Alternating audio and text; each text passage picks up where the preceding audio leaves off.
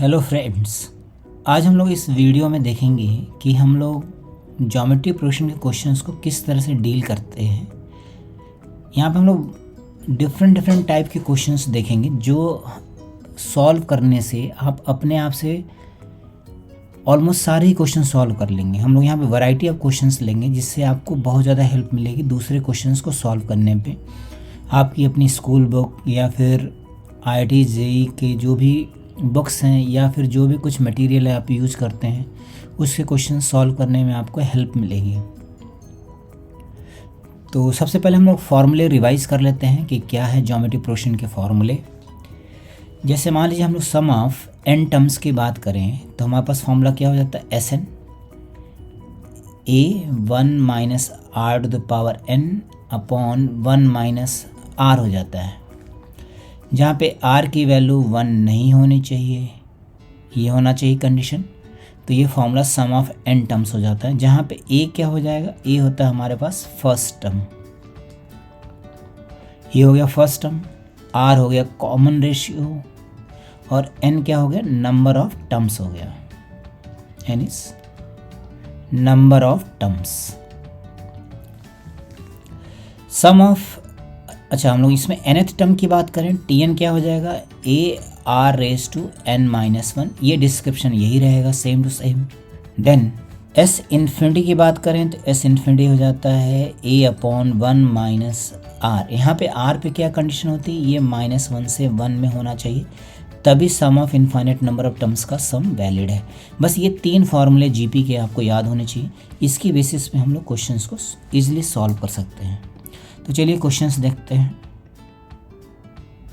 अगर हम लोग ये वाला क्वेश्चन देखें तो ये बहुत ही ज़्यादा पॉपुलर क्वेश्चन है जो सभी बुक्स में सभी मटेरियल में आपको नॉर्मली दिख जाएगा। तो पहले इसको सॉल्व करें। ये कह रहा है n टर्म्स का सम आपको फाइंड आउट करना, तो इसको हम लोगों ने SN सपोज कर लिया। SN की वैल्यू कितने हो गए, 8, 88, 888 एंड से ही 8, 8, 8 4 टाइम्स ऐसे चलता रहेगा। तो अभी nth टर्म नहीं लिखते हैं, nth टर्म हम लोगों ने छोड़ दिया, उसको बाद में लिखेंगे। ऐसे क्वेश्चन को सॉल्व करने के लिए कुछ स्टेप्स हैं। पहले आप इस टर्म को कॉमन कर लेंगे तो क्या बचेगा, यहाँ पे 1, 11, 111 एंड सो ऑन। ये स्टेप्स नॉर्मली आपको याद करने होते हैं। अब इसमें हम लोग 9 से मल्टीप्लाई कर देंगे, तो 9 से डिवाइड भी करना पड़ेगा, तो हो जाएगा 9, 99, 999, 4 times 9 and so on.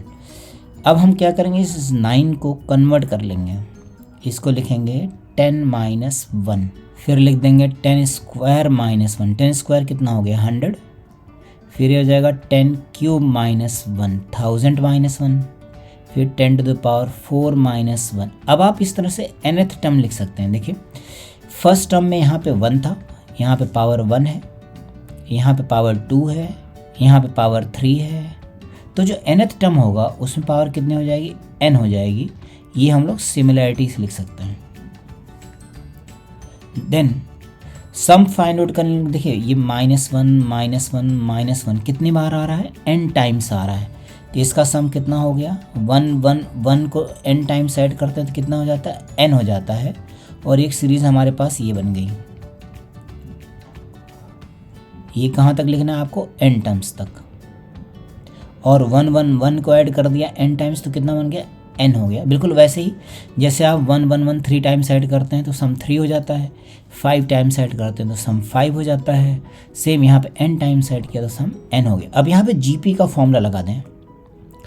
GP का फॉर्मूला क्या था, देखिए फॉर्मूला था A⁻n-1 अपॉन r-1, ऐसे यूज कर सकते हैं, या फिर A1 - r⁻n अपॉन 1 - r, दोनों में एक ही बात है। इसमें माइनस साइन कॉमन करेंगे तो ये वाला आ जाएगा। तो यहाँ पे A कितना हो गया, 10, r की वैल्यू कितनी होगी, इस वाले टर्म को इससे डिवाइड किया तो हो गया 10। टर्म्स कितने हैं, n-1 अपॉन 10 - 1, ये हो गया, और माइनस का n, बस इसका LCM ले लीजिए, वही आंसर है। तो हो जाएगा 8/9 और यहाँ आ जाएगा 10 to the power n + 1 -10 - 9n upon n, 9। यही हो गया हमारे पास sum of n terms, that is 8/81 10⁻n+1 -9n-10। तो ये वाला जो पार्ट है सभी आंसर में सेम रहता है, बस ये वाला चेंज होता रहता है। अगर 7 होता सीरीज़ में 7 7 7, यहाँ पे 7 7 7 होता, तो यहाँ पे इसकी जगह पे 7 हो जाता, बस इतना ही फ़र्क रहता है। चलिए नेक्स्ट क्वेश्चन लेते हैं। हाँ, इस क्वेश्चन को देखें। Let a GP consist of 2n terms. एक जीपी में 2n टर्म्स हैं, तो हम लोग क्यों ना टर्म्स को लिख लेते हैं, है ना। सॉल्व करने का तरीका यही होता है, बेसिक कॉन्सेप्ट्स लिखना। तो 2n टर्म्स क्या लिख देंगे, a r square a r cube, कहाँ तक जाना है, टिल 2n, तो it means a r raise to 2n-1। तो देखिए यहाँ पे जैसे सेकेंड टर्म है तो पावर 1 है, थर्ड टर्म में पावर 2 है, इसी तरह से 2n टर्म में पावर एक लेस होगी। फिर कह रहा है if the sum of the terms occupying the odd places is S1। Odd places का मतलब first place, third place and so on.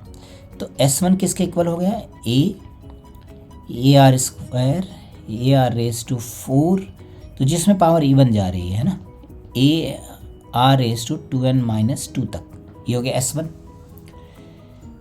And the sum of the terms occupying the even places, मतलब S2 जो है वो किसके equal है, S2 है हमारे पास ए आर इवन प्लेसेस, मतलब second place, fourth place, a r cube a r raise to 5, और आखिरी वाला हो जाएगा ये वाला term, that is a r raise to 2n-1। I hope इतना ठीक है। तो इस सीरीज़ का सम लिखे, फर्स्ट टर्म कितना, इसमें नंबर ऑफ टर्म्स कितने होंगे, n टर्म्स होंगे, क्योंकि टोटल 2n थे तो हाफ इवन होंगे हाफ ऑड होंगे। तो ये हो जाएगा a, यहाँ पे कॉमन रेशियो हो गया r square, number of terms कितने हो गए n-1 upon r square -1, GP का सम का फॉर्मूला। यहाँ पे फर्स्ट टर्म कितना हो गया है, ये आर, ये फर्स्ट टर्म है हमारे पास। देखिए इस सेकेंड टर्म को फर्स्ट टर्म से डिवाइड करेंगे तो क्या मिलेगा, आर स्क्वायर, यही हमारे पास कॉमन रेशियो हो गया, नंबर ऑफ टर्म्स n हो गए, -1 हो गया, डिवाइडेड बाई आर स्क्वायर -1। ये हम लोगों ने S2 की वैल्यू लिख दी है। Find the common ratio of the progression, हमें R की वैल्यू निकालनी है, तो पहले इसको थोड़ा सा सिंप्लीफाई कर लें। इसको सिंप्लीफाई करेंगे तो कितना हो जाएगा, a r raise to 2n-1 upon r square -1। यहाँ पे कितना हो गया है, r raise to 2n-1 upon r square -1। तो दिख रहा है कि यहाँ पे हम लोग वैल्यूज़ को बहुत इजीली रिप्लेस कर सकते हैं। तो ये जो पूरी वैल्यू थी ये रिप्लेस हो गई, कितनी हो गई, ये r इंटू S1, ये हो गया S2 की वैल्यू, बस यहाँ से कॉमन रेशियो की वैल्यू आ गई S2 अपॉन S1, यही आंसर है। तो यहाँ पे क्या चीज़ अपने को लर्न करने को मिला, ये मिला कि अगर आपको 2n टर्म्स दे रखे हैं तो कैसे लिखने हैं, पहली चीज़ ये बेसिक कॉन्सेप्ट है। फिर कह रहे हैं terms occupying the odd places, odd places का मतलब ये आपकी जो है ऑड प्लेसेस थे, इसकी हेल्प से कैसे लिखेंगे। तो बेसिकली यहाँ पे जो स्टेटमेंट है उस स्टेटमेंट को समझ करके अपने को आंसर जनरेट करना, इसका सोल्यूशन समझना, that is very important part. चलिए नेक्स्ट क्वेश्चन लेते हैं। हाँ, इस क्वेश्चन को देखें, sum of infinite number of terms of a G P. अब जैसे आपसे यहाँ बोला infinite number of terms of a G P, तो एक इनफाइनाइट सीरीज ले लेते हैं।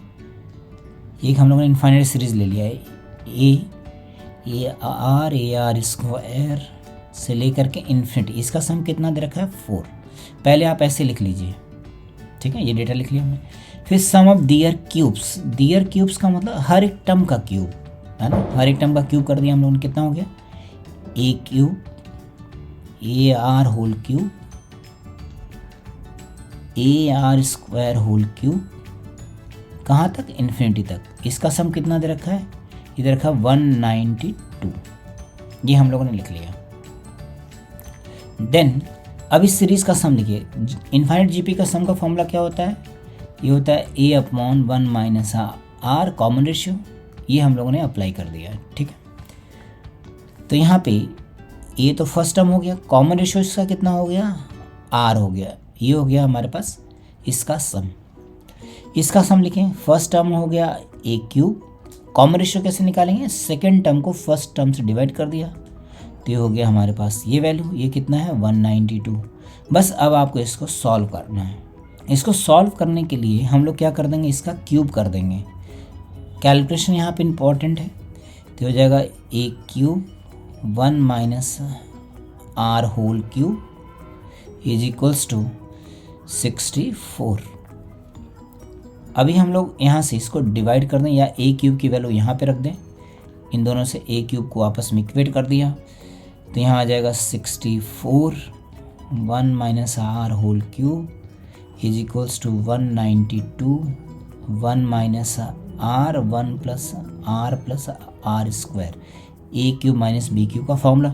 आर की वैल्यू 1 नहीं हो सकती, आर की वैल्यू 1 तो नहीं ले सकते, अदरवाइज़ ये जीपी डिफाइंड नहीं होगी, तो ये कैंसिल आउट हो गया। तो क्या मिलेगा हमारे पास 64 1 plus r square minus 2 r equals to 192 1 plus r square. इसको कैंसिल आउट कर लें, 64 से अगर हम लोग 192 को डिवाइड करेंगे तो ये 3 टाइम्स जाएगा, ये 3 टाइम्स हो गया।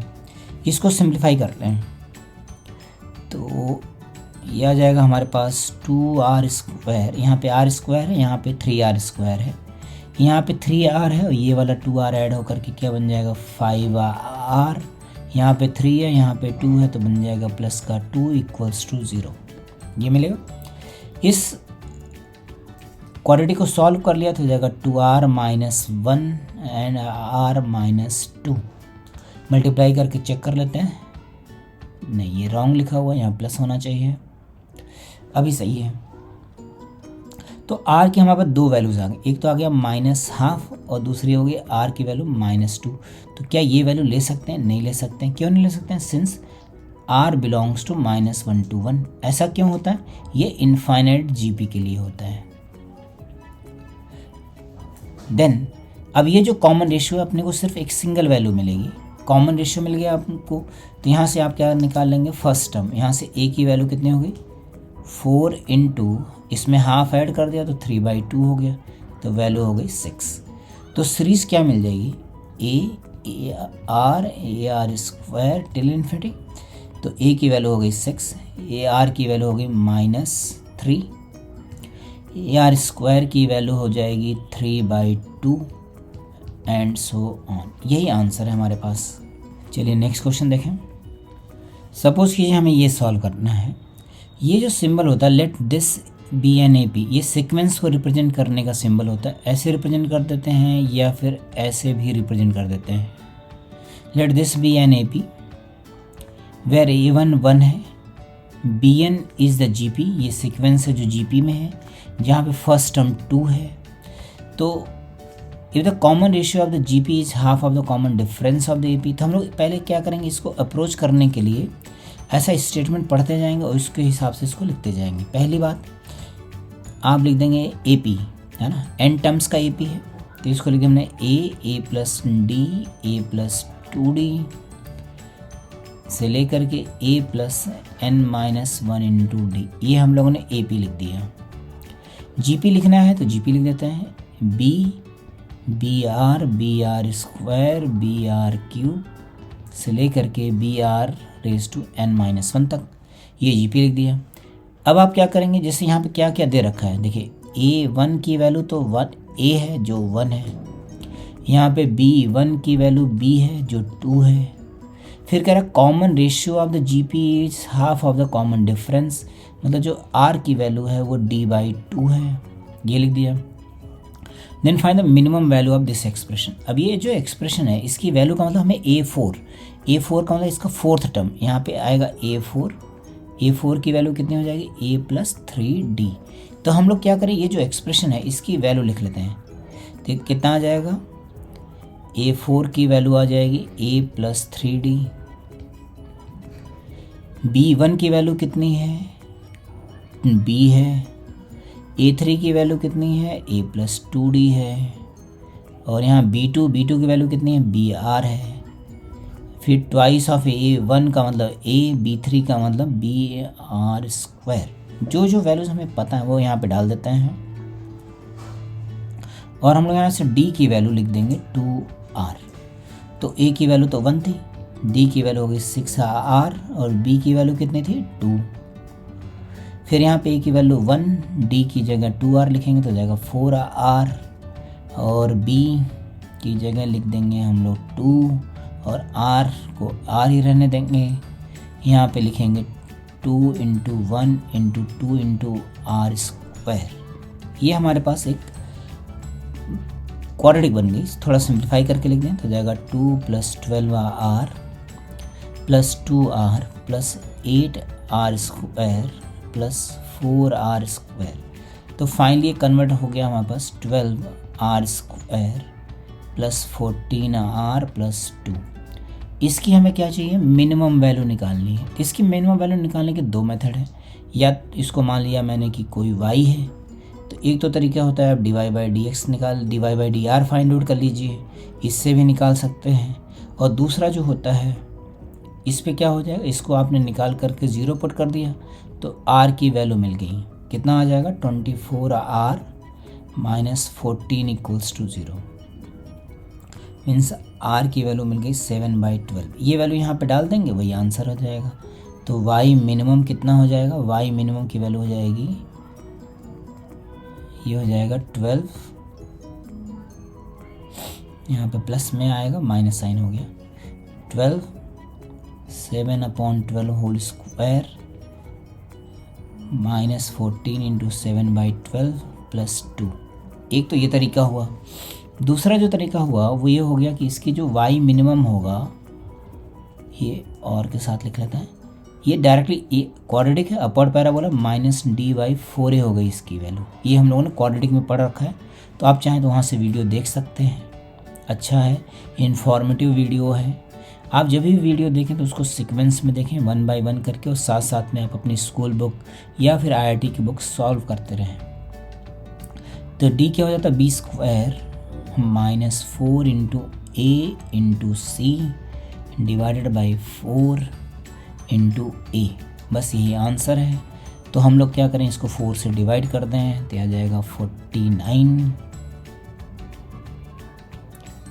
-24/12। बस ये आंसर हो गया -25/12। तो फ्रेंड्स, अगर हम लोग इसमें इस वाले प्रोसेस का यूज़ करते हैं तो देखिए कैलकुलेशन कम है। यहाँ पे यूज़ करेंगे थोड़ी सी कैलकुलेशन बढ़ जाती है, क्योंकि ये रिजल्ट है, रिजल्ट की हेल्प से आपकी कैलकुलेशन पावर कम हो जाती है। चलिए नेक्स्ट क्वेश्चन देखें। हाँ, ये भी एक पॉपुलर क्वेश्चन है। Sum of 3 numbers in GP is 70। तो आप नंबर्स GP के से 3 नंबर्स चूज़ करने हैं तो उसके बहुत सारे ऑप्शंस होते हैं, अपॉन R, A, ऐसा ले सकते हैं। बट यहाँ पे ये तभी बेनिफिशियल होता है जब आपको प्रोडक्ट लिखना है, तो R कैंसिल आउट हो जाता है। बट सम लिखना है तो कोई बेनिफिट नहीं होता इसमें। तो आप 3 टर्म्स ऑफ द GP लेना है तो क्या लिख देंगे, सिंपली इसके फर्स्ट 3 टर्म्स ले लेंगे। ये हमने 3 टर्म्स ऑफ द GP लिख दिया, इसका सम 70 है। इफ द 2 एक्सट्रीम्स का मतलब ये जो सीरीज है हमारे पास AR AR², ये कह रहे हैं इफ द 2 एक्सट्रीम्स भी मल्टीप्लाइड ईच बाई 4, इसको 4 से मल्टीप्लाई कर दिया है, and the mean by 5, mean को 5 से मल्टीप्लाई कर दिया है। तो ये जो सीरीज मिलेगी अब ये क्या हो गई, AP हो गई। तो AP हो गई तो क्या हो जाएगा, कॉमन डिफरेंस सेम हो जाएगा, 5 - AR - 4A = 4AR² - 5AR, ये बन गया। तो यहाँ से A तो कैंसिल आउट हो गया, तो आ जाएगा 5R - 4 = 4R² - 5R। ये हमारे पास एक क्वाड्रेटिक बन गई। तो 4R² - 10R + 4 is 0। It means 2R² - 5R + 2 0। इसके फैक्टर्स लिख दिया तो कितना हो जाएगा, 2R - 1 एंड R + R - 2 = 0। तो R की हमारे पास 2 वैल्यूज आ गई, एक आ गई हमारे पास हाफ, दूसरी वैल्यू आ गई 2। किसी एक वैल्यू को पकड़ लेते हैं, उससे आंसर लिखते हैं। मान लीजिए R की जगह मैंने 2 ले लिया होता, अगर R की जगह 2 होता तो ये वैल्यू कितनी हो जाती, ये हो जाता है A + 2A + 4A = 70। तो A की वैल्यू आ गई 10। तो फाइंड द नंबर्स, तो हमें क्या लिखना है, हमें ए आर स्क्वायर की वैल्यू लिखनी है। तो कितना आ जाएगा 10, यहाँ आ गया 20, यहाँ आ गया 40। तो आंसर ये भी हो सकता है, अगर आप आर की जगह हाफ लेते हैं तो सम कितना आ जाएगा, बस या इसका रिवर्स हो जाएगा। तो ये दोनों ही आंसर है, ये भी आंसर है और ये भी आंसर है। फ्रेंड्स, इसमें क्वेश्चंस करने को तो बहुत सारे हैं। अगर आपको किसी भी क्वेश्चन में डाउट है तो प्लीज़ आप कमेंट बॉक्स में लिखें, मैं आपके प्रॉब्लम्स को डेफिनेटली सॉल्व करूँगा। जो भी डाउट होंगे सारे डाउट्स क्लियर कर जाएंगे। Okay, thank you friends.